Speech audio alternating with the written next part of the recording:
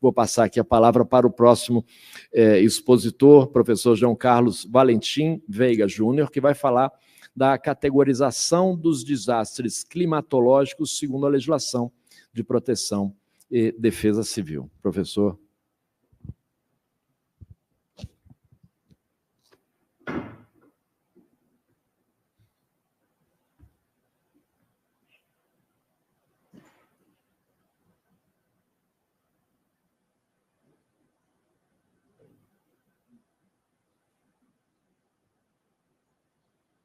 Agora vai, aí. Isso. Então, boa tarde a todos. Inicialmente, cumprimentar a mesa, em nome do Rogério, nosso presidente da mesa, também a prof. Daniele, já estivemos juntos hoje durante o dia todo, praticamente, né? Professor José Antônio também, em seu nome, cumprimentar a comissão organizadora e dizer, como a professora Márcia Carneiro Leão costuma, como registrou hoje, né, de que eu, enquanto membro da Prodab, sou mais agitador, dificilmente estou à frente nas palestras, né? Geralmente eu estou no background, organizando slide e só articulando o pessoal para falar. Enfim, sou professor do ensino básico, técnico e tecnológico, já tive experiência no magistério superior, né, mas hoje trabalho no Instituto Federal Catarinense, lá no oeste de Santa Catarina, numa cidadezinha chamada Luzerna, fica ao lado de Joaçaba e, para quem não conhece, 2h30 de Chapecó, essa já é mais conhecida.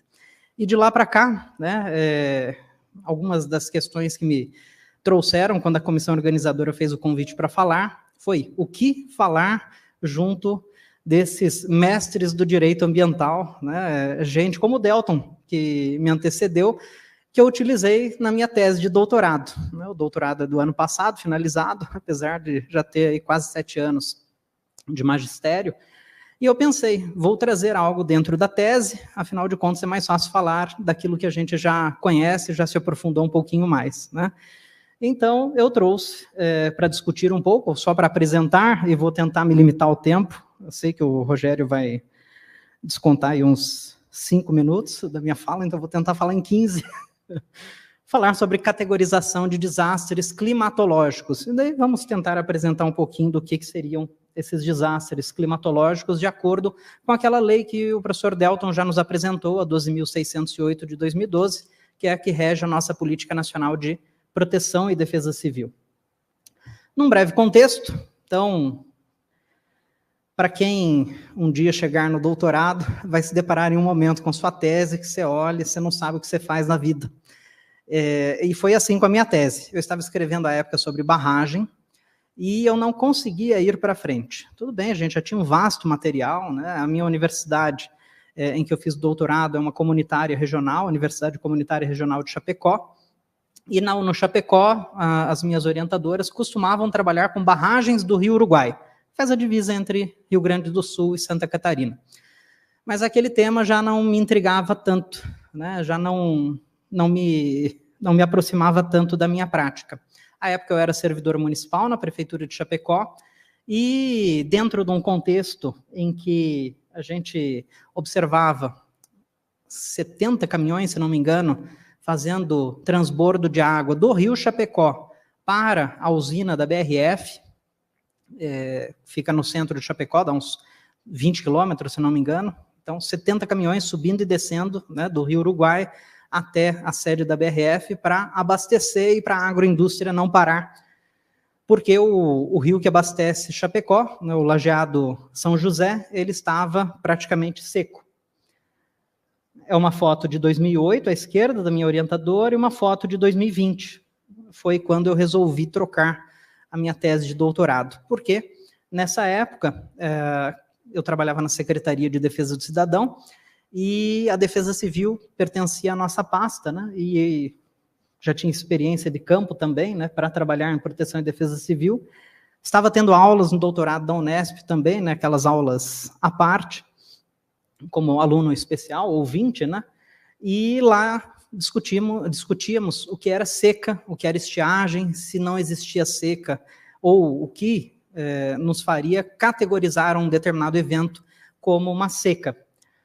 Chapecó estava passando por essa situação da direita, né? Então o lajeado São José praticamente vazio, já utilizando, lembrando de São Paulo, uns anos atrás, né, pensando em transbordo de água, ou implementação, né, o uso de águas mortas, né, ali a gente tinha praticamente aquelas águas em que a bomba de abastecimento não chegava, então a companhia de saneamento pleiteava a instalação de uma bomba mais adiante, para tentar capturar o volume morto, né, de água. Mandamos um relatório, fizemos um relatório técnico, mandamos para o prefeito uma minuta de decreto, o prefeito decretou, então, situação de emergência à época por seca em Chapecó, 2020. Bateu na Defesa Civil do Estado, e a Defesa Civil do Estado, o coordenador esteve na sala, conversando com minha secretária e comigo, e falou assim: não existe seca no sul do Brasil. E foi dali que eu tirei minha ideia da tese, né? Então, como não existe seca no sul do Brasil? Ainda dentro dessa contextualização, em 2013 foi publicado pela Universidade Federal de Santa Catarina um Atlas de Desastres Naturais, em que a gente tem uma representação sobre registros de anomalias em relação à seca ou estiagem. Então, tanto o oeste de Santa Catarina, noroeste do Rio Grande do Sul, oeste do Paraná, como, claro, o nosso semiárido brasileiro, presenciam situações, eventos como esses que são categorizados, classificados como seca ou estiagem. Aí a imagem, claro, assim, né, também como o professor José Antônio, não está muito clara, mas é um mapa do Brasil, logo esse à esquerda, são dados atualizados, remontando ao período 91 a 2023, também com essa categorização de eventos de seca e estiagem, representando que no sul, praticamente no Rio Grande do Sul inteiro, e meio oeste até o extremo oeste de Santa Catarina, também tivemos registros desse tipo de evento. Como o professor Delton já mencionou, né, então nosso marco legal em termos de proteção e defesa civil é a Lei 12.608, que vem regulamentada por um decreto de 2020, esse decreto é o 10.593, e de lá a gente extrai que é o Ministro de Estado da Integração e Desenvolvimento Regional, que é a autoridade competente para reconhecer situações de emergência ou estado de calamidade pública, essas situações de anomalia que ocorrem nos municípios e nos estados e no Distrito Federal. Então, a ato do Ministro de Estado é que estabelecerá também os critérios e os procedimentos para que os entes infrafederativos, por assim dizer, possam apresentar essa situação de anormalidade e ter reconhecida pelo governo federal tanto seca, quanto estiagem, quanto vendaval e outros tipos de desastres. Esse ato, quando a gente fala em classificação, e o professor Delton havia mencionado, né, o CEMADEM e outras entidades, né, um dos pesquisadores do CEMADEM é o professor Vitor Marquezini, que é da área de Sociologia, foi aluno da professora Norma Valêncio. Norma Valêncio, em termos de Sociologia dos Desastres, é uma boa referência para a gente tomar em termos de desastres brasileiros. E eles colocam que, quando a gente fala de desastres, nós estamos diante de discursos de saber e técnicas de poder, que vão gerar classificações, e essas classificações servem nada mais, nada menos do que para ordenar um cenário que é extremamente catastrófico, né? E, com isso, possibilitar a gestão desse cenário. Então, falando de classificação, né, nós temos uma portaria, ato do Ministro de Estado do Desenvolvimento Regional, de 2022, essa portaria é a que vai regulamentar esse tipo de classificação e quais são os critérios que têm que ser observados pelos entes para ser reconhecida uma situação de anormalidade. Então, o chefe do Poder Executivo, independente da esfera, que integra o Sistema Nacional de Defesa Civil, pode declarar, não é obrigado, né, mas pode declarar, então, essa situação de emergência ou estado de calamidade pública, e esses desastres devem ser registrados em um sistema. Isso lá, na época, em 2020, a gente já tinha feito em Chapecó, como eu mencionei para vocês. E com isso, deve-se colocar, dentre outras informações, como causas, danos, prejuízos, as ações que já foram adotadas pelo ente, também uma classificação. Essa classificação vem num anexo, e esse anexo ele divide os desastres ainda como naturais, o professor Delton já disse, né, que a gente não evita, pelo menos, utilizar essa terminologia de desastres naturais, ou tecnológicos. Dentro dos naturais, ou pelo menos desastres que têm origem maior, mas que não afastam a participação humana, claro, nós temos desastres de cunho geológico, hidrológico, meteorológico, biológico, Covid-19, e os desastres que são climatológicos. Dentro desses, a gente só tem um subtipo, que é o da seca. Uma grande classificação que abarca estiagem e seca, incêndio florestal e baixa umidade do ar. Vocês se lembram que eu mencionei que o coordenador da Defesa Civil lá em Santa Catarina me disse que não tem seca no sul do Brasil, né? Então, se não tem seca, é porque tem diferença entre as duas expressões. E daí, claro, a gente vai pesquisar qual é a diferença das duas expressões. Então, para não cometer o erro, na portaria, no anexo, quando se fala da classificação, a portaria diz o seguinte: estiagem é o período prolongado de baixa ou nenhuma pluviosidade em que a perda da umidade do solo é superior à reposição. Seca é uma estiagem prolongada, durante o período de tempo suficiente para que a falta de precipitação provoque grave desequilíbrio hidrológico. Qual é a diferença? Nós estamos numa plateia que praticamente, acredito que todos têm atuação na área jurídica, né? Ou são estudantes de direito, ou em breve serão operadores de direito, se já não o são. Se a gente classifica errado, será que não pode dar uma invalidade do ato jurídico do decreto, lá que o chefe do Poder Executivo expediu? Classificou como seca o que, na verdade, a Defesa Civil entende como estiagem. Ou classificou como estiagem e, na verdade, é seca? Não sei, mas entre abrir brecha para interpretação dúbia, seria melhor a gente padronizar.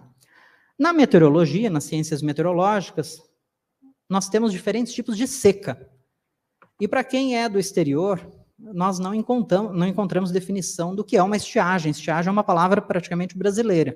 Em espanhol, só tem séquia. Em francês ou inglês, nós temos seca.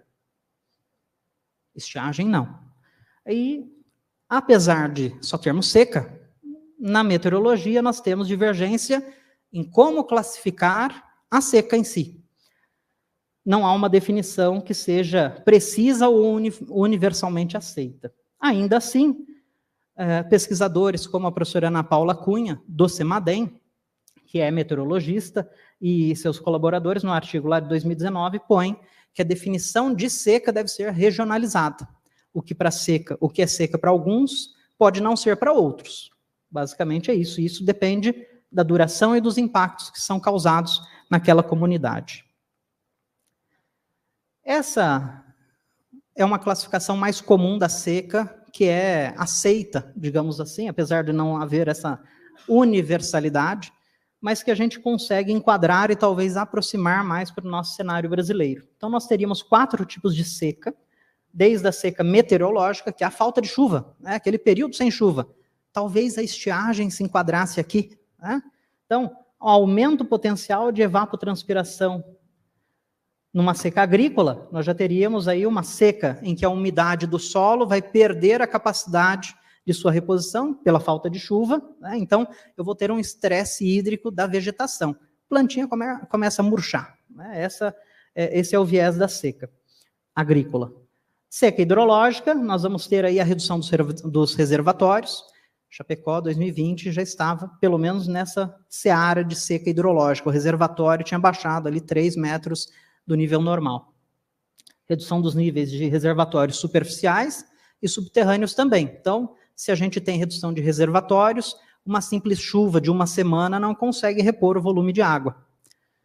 E a seca socioeconômica, em que a gente já vai observar impacto sobre as atividades humanas. Dentro desse contexto, quando eu tive acesso a essas definições, e quando o coordenador da Defesa Civil tinha me dito, não tem seca no sul do Brasil, eu me perguntei, então por que a BRF está querendo fazer transposição de água do rio Uruguai até o seu reservatório, se a gente não tem, então, impacto sobre a atividade humana?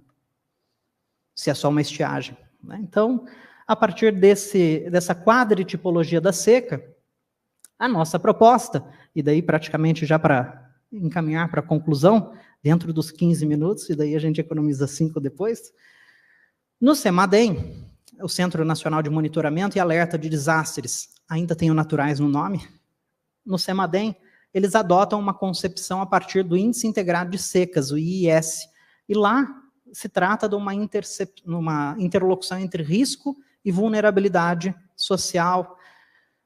Na Secretaria Nacional de Proteção e Defesa Civil, que é do Ministério do Interior e Desenvolvimento, do Ministério da Integração e Desenvolvimento Regional, nós tratamos de impactos de eventos adversos ou dos desastres sobre comunidades.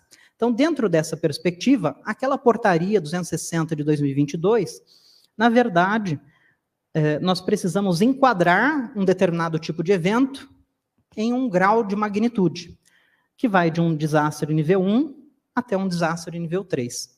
Antigamente, isso, graças a Deus, já foi superado, né? A gente precisava ter um impacto dentro da receita corrente líquida do ente. Então, o desastre era muito mais questão orçamentária do que propriamente de impacto a uma determinada comunidade. Isso caiu. Hoje, nos desastres de nível 1 a nível 3, depende dessa interlocução entre impactos econômicos, claro, mas também sociais e ambientais, demonstradas ali a presença de 2, 3, isso tudo naquele relatório que eu mencionei a vocês, depende de como se justificar, a gente consegue quantificar, mas a análise é mais subjetiva. Então, eu consigo pegar essas secas daquela quadritipologia e enquadrar muito mais fácil dentro desses níveis do que ficar discutindo se é seca ou se é estiagem. Afinal de contas, a estiagem talvez estivesse num desastre nível 1. Né? Então, é melhor discutir se estamos numa seca meteorológica, mas que daqui a pouco pode descambar, né, para um desastre nível 2, e como os professores José Antônio e o Delton já tinham mencionado, é melhor a gente trabalhar com gestão de risco do que com gerenciamento do desastre. Claro que aqui a gente está tratando de reconhecimento de uma situação de anormalidade, significa que o desastre já está instalado, ainda mais falando de seca, em que é um desastre contínuo, por assim dizer, né? Dito isso, deixo como considerações, né, de que precisamos necessariamente de um alinhamento teórico entre as instituições que compõem o Sistema Nacional de Proteção e Defesa Civil, justamente para, apesar de termos essa possibilidade de ter um critério subjetivo, que ele não seja subjetivo a tal ponto de inviabilizar um processo de reconhecimento de uma situação de emergência ou de um estado de calamidade pública, e com isso, ou como se evitaria isso, através da adoção de uma única tipologia dentro daquela seca, só haver seca, incêndios florestais, e a outra que agora me fugiu o nome, baixa umidade do ar. Né? Então, unificaríamos estiagem e seca em uma única classificação, que é de seca, e dentro da demonstração dos diferentes níveis de desastre, a gente discutir sobre que tipo de seca dentro daquela quadritipologia a gente se encontra. Então, deixo aqui alguns links, né, para quem quiser consultar posteriormente, mas reforço a sugestão de leitura da professora Norma Valêncio e do Vitor Marquezine, que são trabalhos muito interessantes, e claro, do próprio professor Delton, que não está citado aqui, mas na tese também estava. Não sei se ele ainda nos escuta, né, mas é sempre bom referenciar. Muito obrigado, professor Rogério.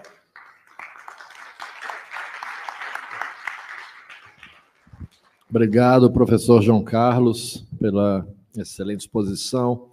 Traz para a gente uma reflexão fundamental, que é exatamente a definição de conceitos, categorias associados a essa discussão, as tipologias de seca. É muito interessante ter tido acesso a essa informação. Muito obrigado, professor.